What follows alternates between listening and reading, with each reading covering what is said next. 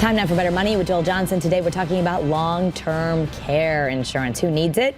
Well, Joel's a certified financial planner and managing partner of Johnson Brunetti, so he's here to help us answer those questions. Thank you for being with us. Hey, it's good to be with here as always. So first of all, tell people what long-term care insurance is. So long-term care insurance covers you if you need either care in your home or care in a nursing home. They'll actually cover the nursing home bill. It's different than Medicare or health insurance. Health insurance pays for one thing, but it does not pay for custodial care in a nursing home or in-home care. Right, and the number one point you want to make here, so there's, what is this, 75, almost 75.5 million is the number of aging baby boomers in the U.S. I think you're going to tell us maybe a lot of those people would need long-term care. A huge number, and the statistics have just come out from the Department of Health and Human Services of the United States.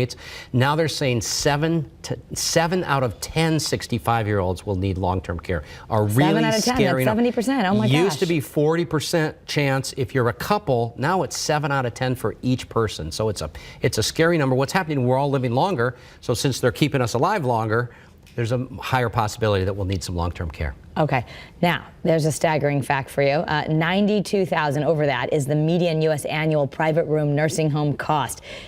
For how long, or just that's the bill you usually get? So that's the annual bill per year, and the bad news is in Connecticut, it's much higher. I live out in Tolland. Woodlake at Tolland, I think, is $12,000 or $13,000 a month now. So it's much higher in Connecticut. So this is a major risk that people have to face. They've got to do something about it. There are a number of different options they have, buying insurance, the legal option, but the point is we can't just put our head in the sand. It's not very prudent financially.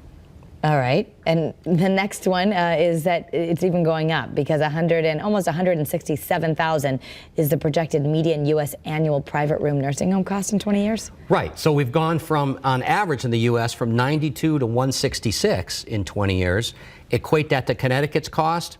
Probably we're up to $20,000, $21,000 a month in Connecticut and in the Northeast for long-term care. That seems crazy, like how anyone would be able to pay for that. It's going to be very difficult to pay for. People are going to either have to buy insurance or give away some of their assets to qualify for Medicaid, which a lot of retirees are not excited about doing. So it needs to be part of a financial plan.